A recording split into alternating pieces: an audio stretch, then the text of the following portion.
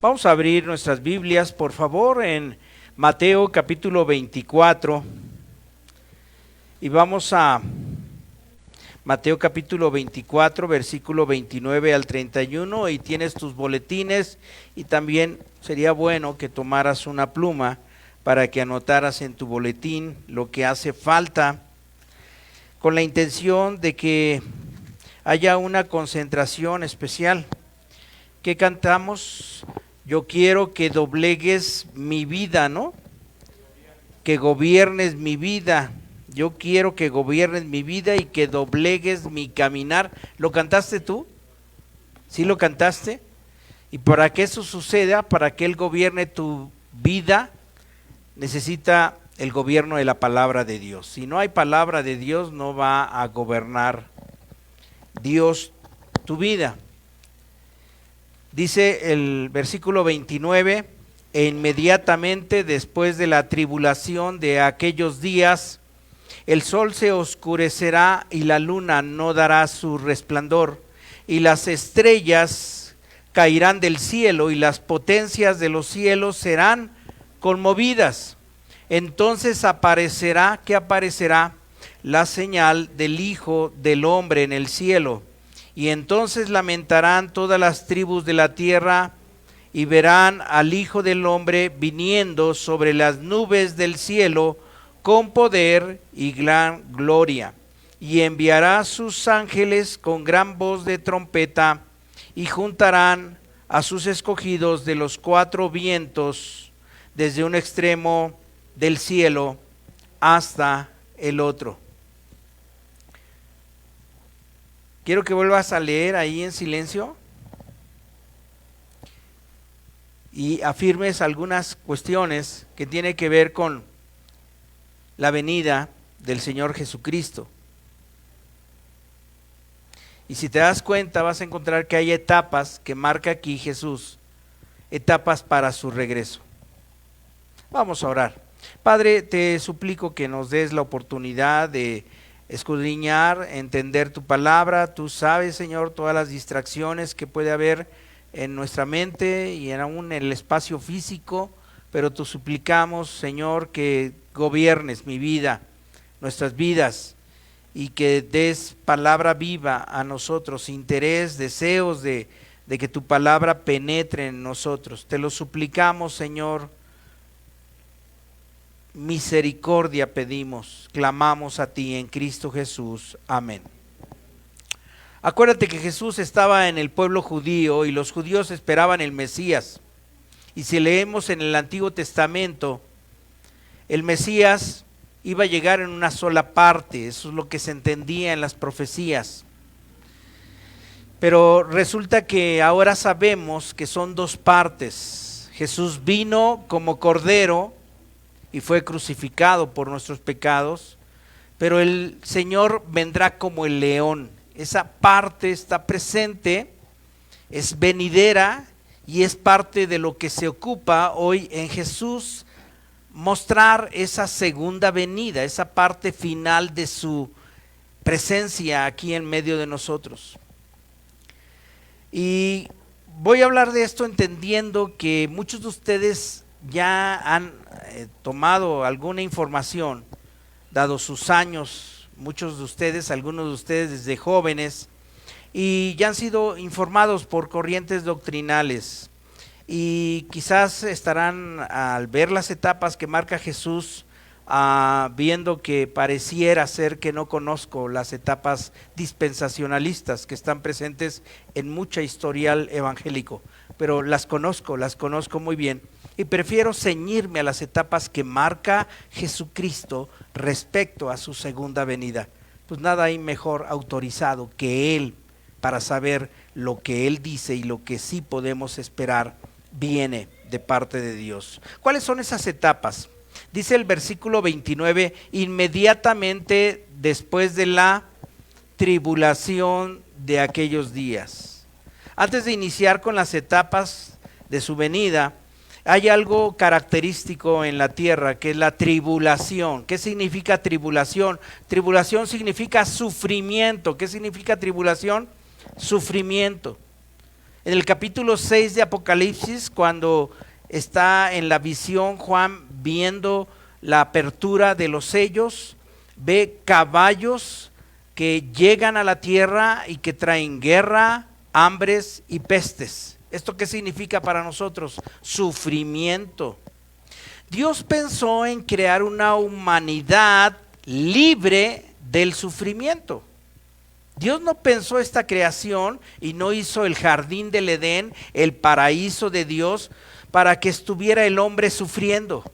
¿Qué pensó Dios que sería el destino eterno de la humanidad? Una humanidad sin sufrimiento. Pero el sufrimiento llegó a causa ¿de qué?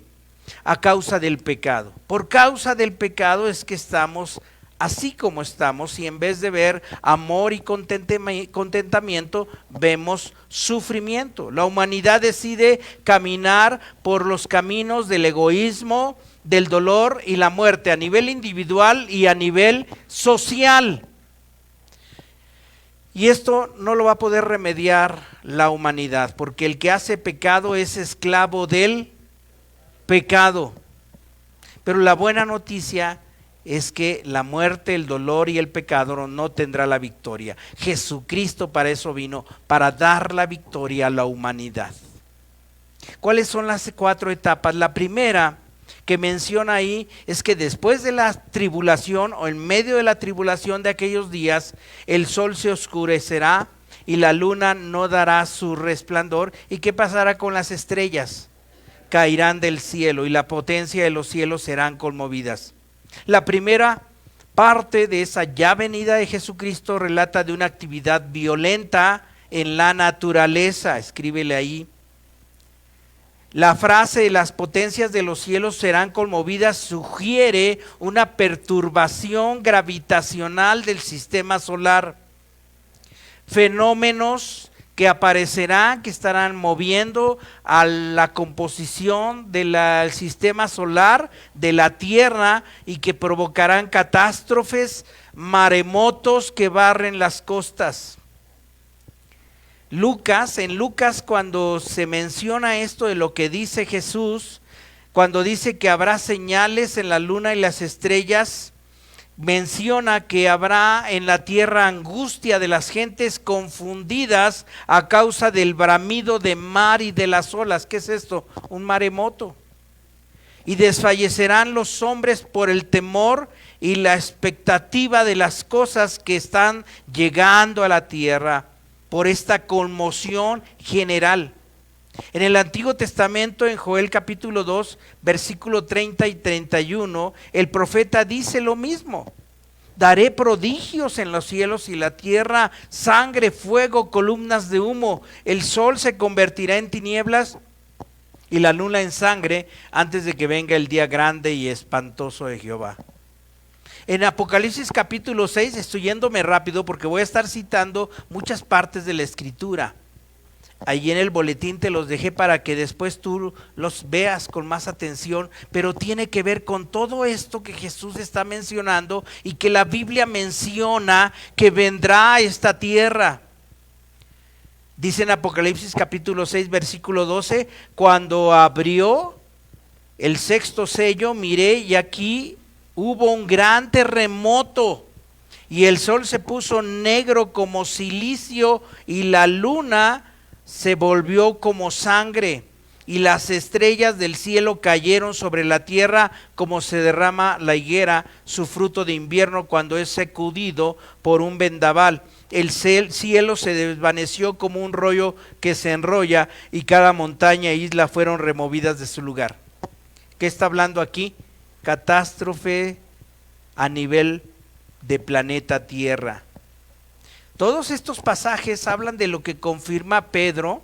Pedro también lo mencionó en 2 de Pedro capítulo 3 versículo 10, que el día del Señor vendrá como un ladrón. ¿Cuándo? En la noche. Por eso nadie sabe la hora ni el día, pero esto sucederá.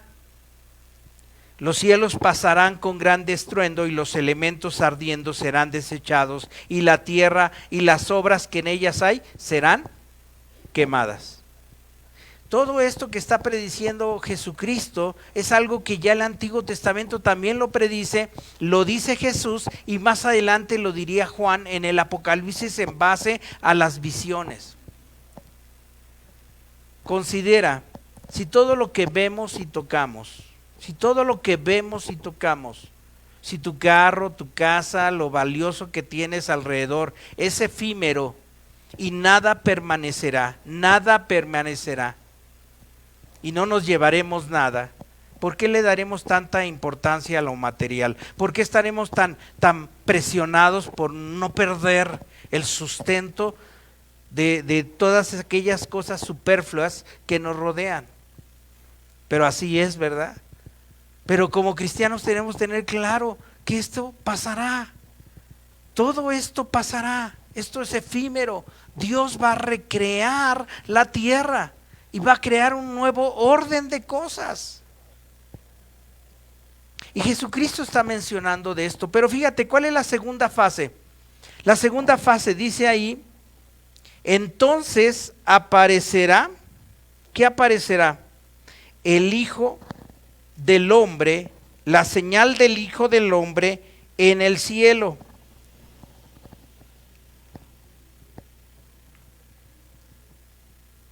Versículo 30.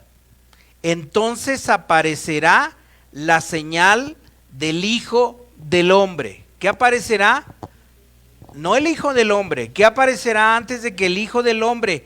La señal. Aparecerá la señal. Y esa es la segunda etapa que está mencionando. La señal del Hijo del Hombre. Antes de la aparición visible de Jesucristo, aparecerá la señal. Este evento catastrófico, la gente estará viendo lo catastrófico, pero también estará viendo la señal de que algo pasa en la tierra donde Dios está presente. ¿Te acuerdas? En el Antiguo Testamento habla de una nube de fuego en el tabernáculo de Dios, donde la presencia de Dios estaba. Aquí tengo una foto, ¿sí la puse? Ahí está. Era una nube, era una señal. ¿Qué señalaba? Allí está la presencia de Dios. Todos los que veían esa señal, allí está la presencia de Dios. Es decir, Dios mostrándose en medio de su pueblo, en medio de toda la catástrofe, la gente verá la señal del Hijo del Hombre. Es decir, esto significa que habrá un levantamiento especial de la iglesia en esos últimos tiempos. Esa será la señal de Cristo. Viene a ser lo que susurraban los profetas: Emmanuel, Dios con quién, Dios con nosotros. Emmanuel, Dios con nosotros. La gente en medio de la catástrofe verá otra señal de un grupo de gente que en vez de estar aterrorizada, estarán moviéndose al ritmo de Dios. En Apocalipsis capítulo 19, versículos 7 y 8, señala que hay un gozo y una alegría que debe de entonar la iglesia porque han llegado las bodas del Cordero, y su iglesia, su esposa, se ha preparado y se le ha concedido que se vista de lino fino, limpio y resplandeciente, porque el lino fino es las acciones justas de los santos. En vez de estarse vistiendo de miedo como la mayoría de la gente ante las catástrofes, la iglesia se vestirá diferente. ¿De qué se vestirá? De novia, resplandeciente. Habrá un avivamiento especial tan fuerte en la iglesia que será patente en todos, que aparte de las catástrofes, allá hay gente que no está haciendo lo mismo, cayendo en el pánico, porque está esperando el regreso inminente del esposo, del que ha de ser parte de nosotros eternamente, del Señor Jesucristo. Y nota ahí en ese pasaje de Apocalipsis 19 que está diciendo que su esposa se ha preparado. ¿Su esposa sea qué? Preparado. Esto significa que de parte de nosotros Dios espera que nos preparemos. Y a mí me da gusto, hermana Esmeralda, nuestra ministro de Educación, ya tiene gente ahí arriba, ¿verdad? Ya tenemos gente acá abajo. ¿Qué está haciendo esa gente? Se está preparando. Así como el Ministerio de Alabanza, ¿a qué horas llega el Ministerio de Alabanza? A las 11, ¿verdad? Porque ¿qué quiere hacer? Prepararse. Imagina usted si no se prepararan a la hora del canto, ¿cómo entonarían? ¿Qué haría cada quien? No sería lo mismo, ¿verdad? Ellos saben que tienen que estarse preparando. Y aquí hay un cuerpo que se está preparando. ¿Para qué se está preparando? Para vestirse ¿de quién? De novia, no de miedo, sino vestirse de novia. Es lo que Dios quiere para su iglesia. Desecha tus miedos y tus angustias. Aquello que está ocupando tu mente y que te llena de angustia, ponlo, a ver, quiero que cierres tus ojos un ratito. Y yo sé que así como yo, hay situaciones que te preocupan. Pero en este momento, al momento en que los ubicas en tu mente, quiero que ubiques también que si bien tú piensas en esas amenazas que hay a tu alrededor, quiero que pienses en lo que Jesucristo piensa acerca de esas amenazas. Y te vas a dar cuenta cuando tú le preguntas a Jesús, Jesús, ¿y tú qué piensas de estos miedos que yo tengo? Tú te vas a dar cuenta cómo el mismo hecho de involucrar a Jesús con tus miedos va a hacer que en mucho las amenazas se mitiguen. ¿Sí pasó eso? Ya puedes abrir tus ojos. Gracias. Llénate de Jesús, prepárate con Jesús, camina con Jesús. Por otro lado, vamos a ver que su iglesia estará resplandeciendo de pureza, anótale, de pureza. Efesios 5, 25 al 27 dice, así como Cristo amó a la iglesia y se entregó a sí mismo por ella para santificarla, habiéndola purificado en el lavamiento del agua por la palabra, a fin de presentársela a sí mismo una iglesia gloriosa que no tuviese mancha, ni arruga, ni cosa semejante, sino que fuese santa y sin mancha. ¿Qué está haciendo Jesucristo en este momento con su iglesia, con aquellos que le han reconocido como verdadero y como aquel que perdona sus pecados? ¿Qué está haciendo Jesucristo? Él mismo está limpiándola. ¿Qué está haciendo contigo? Él está limpiándote, porque no quiere presentarte sucio. ¿Cómo te limpia? ¿A través de qué sustancia Él te limpia?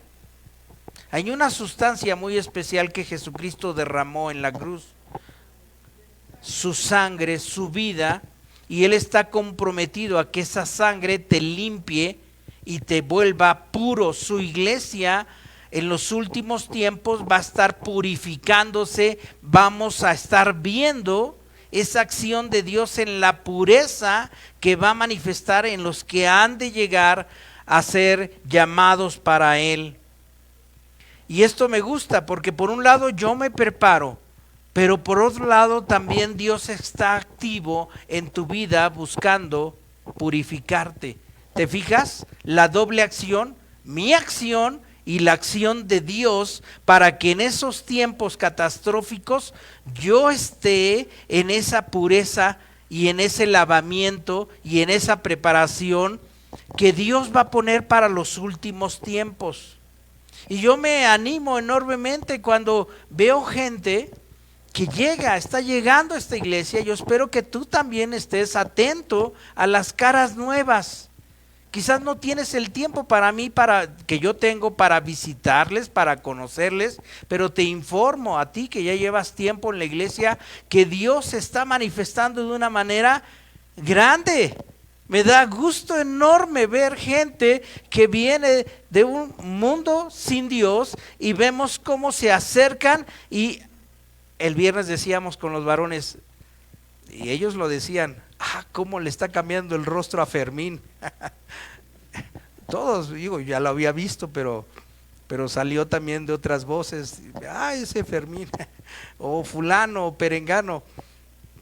¿Qué está manifestando ahí? La presencia de Dios, la acción de Dios, y es algo hermoso ver esa manifestación del Espíritu de Dios. Es una señal.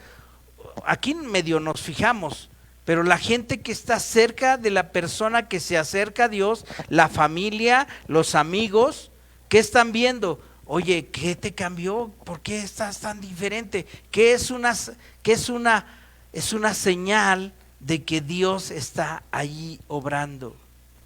Así que en medio de la catástrofe que estará inmerso el mundo, la iglesia de Dios estará dando señal de que Dios está con nosotros. Es el tabernáculo de Dios con los hombres. Apocalipsis 21:3 dice: y oí una gran voz del cielo que decía: he aquí el tabernáculo de Dios con los hombres, y Él morará con ellos, y ellos serán su pueblo, y Dios mismo estará con ellos como su Dios. Por otro lado, el versículo 24, el capítulo 24, versículo 30, dice: entonces todas las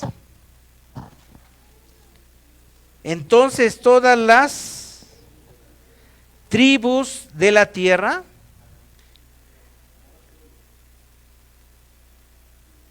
y entonces lamentarán todas las tribus de la tierra y verán al Hijo del Hombre. Entonces lamentarán todas las tribus de la tierra. En el Apocalipsis capítulo 11, versículo 15 dice que cuando el séptimo ángel tocó la trompeta, hubo grandes voces en el cielo y señalaron gritos o gente gritando, angelicales, voces angelicales: los reinos del mundo han venido a ser de nuestro Señor y de su Cristo, y Él reinará por los siglos de los siglos. Y se oirá ese gran estruendo.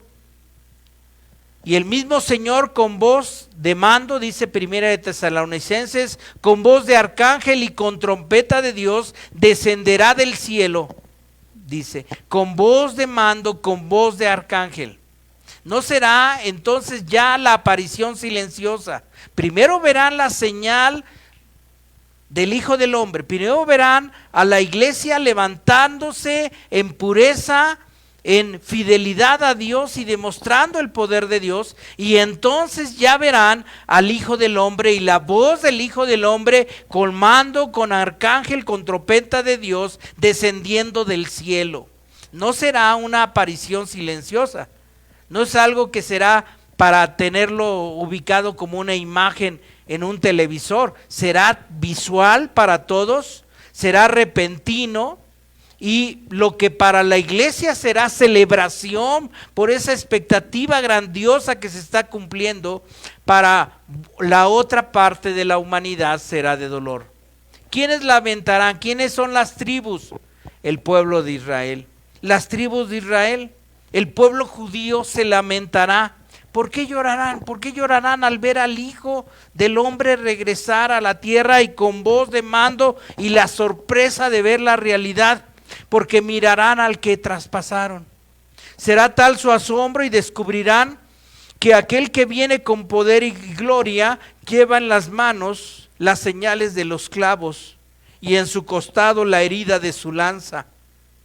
Por supuesto, todos somos culpables de traspasar al Hijo del Hombre, pero los judíos fueron un instrumento especial en ese sentido, y los judíos en general siguen negando al Señor Jesucristo. Zacarías capítulo 12, versículo 10 y 11 lo dice: y derramaré sobre la casa de David y los moradores de Jerusalén espíritu de compasión y de oración, para que cuando miren a aquel que han traspasado, harán duelo por él como quien se lamenta por un hijo único, y llorarán amargamente por él como se llora por el primogénito. Aquellos que negaron a Jesús, los judíos de manera especial, harán una gran actitud de arrepentimiento.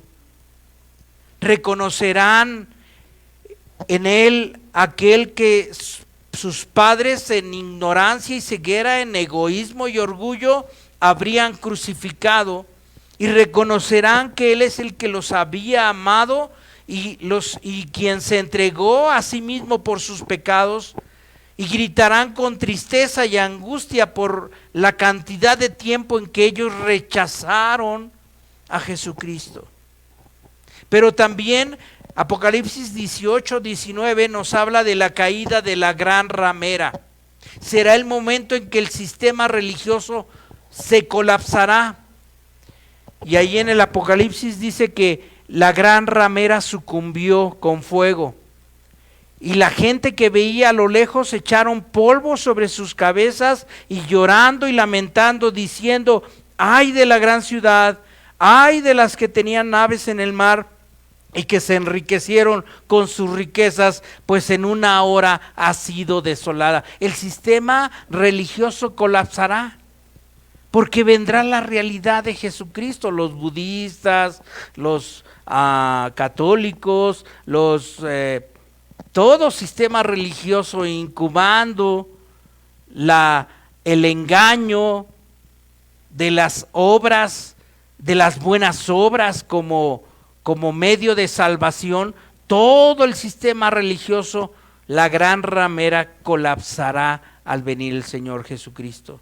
Pero no tan solo esa parte de la humanidad religiosa, sino también los no religiosos, los inconversos. Dice en Apocalipsis 6:14 que cuando el cielo se desvanecía como un pergamino y todo el monte e isla se removía de su lugar, los reyes de la tierra, los grandes, los ricos, capitanes, poderosos, siervos y libres, se escondieron en las cuevas y entre las peñas de los montes.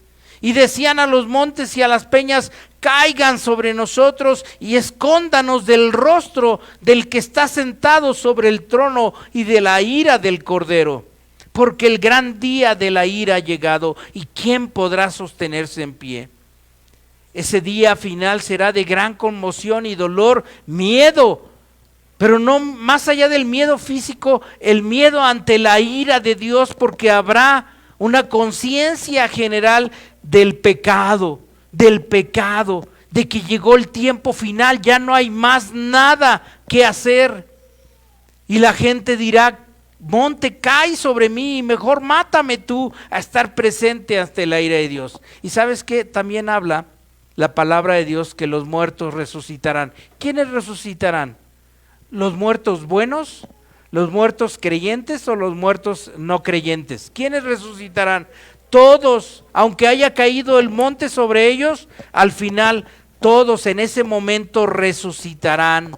Unos para vida eterna y otros para condenación.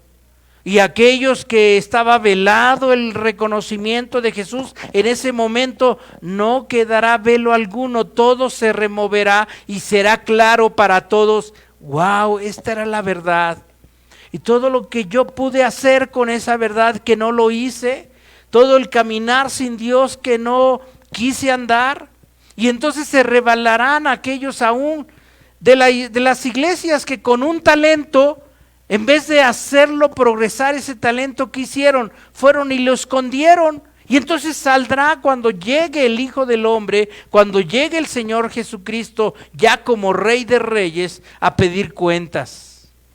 Y aquellos que escondieron su talento, el Señor les dirá: alejaos de mí, váyanse al tormento eterno. Pero también habla de la cuarta etapa, la etapa del rapto.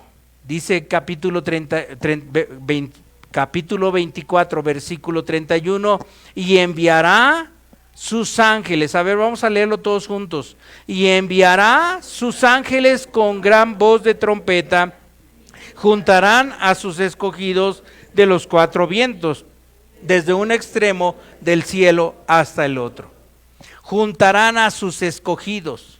Y más abajo en ese mismo capítulo, en el versículo 39, 40 y 41, lo voy a seguir leyendo.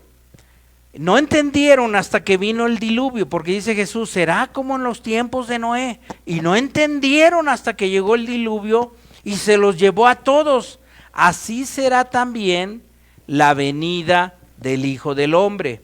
Estarán dos en el campo, el uno será tomada y el otro será dejada. Dos mujeres estarán moliendo en un molino, la una será tomada y la otra será dejada. Ese es el tiempo del rapto. En ese momento juntará a sus escogidos de todo el planeta Tierra y ellos los succionará, diríamos, para ir con Cristo allá donde Él está llegando. Los juntará, los apartará. Jesús mismo, en una descripción que hace de este evento, en Mateo 13:40, señala que así como la cizaña se quema en el fuego, así será el fin de este mundo. Enviará el Hijo del Hombre a sus ángeles y recogerán a sus reinos, y todos los que sirven de tropiezo y los que hacen iniquidad los echará en el horno de fuego. Allí será el lloro y el crujir de dientes. Y entonces los justos resplandecerán como el sol en el reino de su Padre. El que tiene oídos para oír, oiga. El que tiene oídos para oír, que oiga. Este evento es una realidad que está pensada por Dios desde el inicio de los tiempos. Y Dios tiene pensado que esta era, este siglo malo, se acabará. No sabemos la hora ni el día, pero puede ser hoy. Puede ser hoy. Puede ser que ya haya llegado el momento. Mientras tanto, ¿qué quiere Dios de su iglesia? Que se vista de lino fino, limpio y resplandeciente, que se prepare para las bodas del Cordero. Tú lo estás haciendo, tú ya eres de su iglesia. Si el Espíritu de Dios ya te ha tocado, seguramente el pecado te incomoda. La mancha del pecado en un cristiano no puede ser comodidad, no puede llevarlo en su vida sin antes estar buscando alejarse del pecado y limpiarse con la sangre del Cordero. Si tú ya experimentaste el encuentro personal con Cristo, sabes a qué me refiero. Y si tú no has experimentado el encuentro personal con Cristo, estás aquí porque precisamente Jesucristo te ha buscado. Lleva mucho tiempo Jesucristo preparando el momento del encuentro personal contigo. Yo estoy a la puerta, dice el Señor, y llamo. Si alguno oye mi voz y abre la puerta, entraré a él y cenaré con él y él conmigo. En esta revisión de este dramático regreso de Jesús en la tierra, vale la pena preguntarse, ¿soy de los que junto con la iglesia de Cristo me estoy preparando? ¿Quiero que mis vestiduras estén limpias, que estén preparadas para la boda del Cordero? ¿O seré de los que terminarán lamentándose y pidiendo no ver el rostro del Rey y la ira del Cordero? ¿Cómo seré?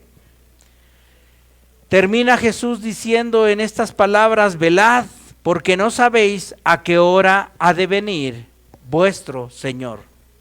Velad, manténgase despierto, porque no lo saben. Vamos a ponernos de pie, por favor. Vamos a orar.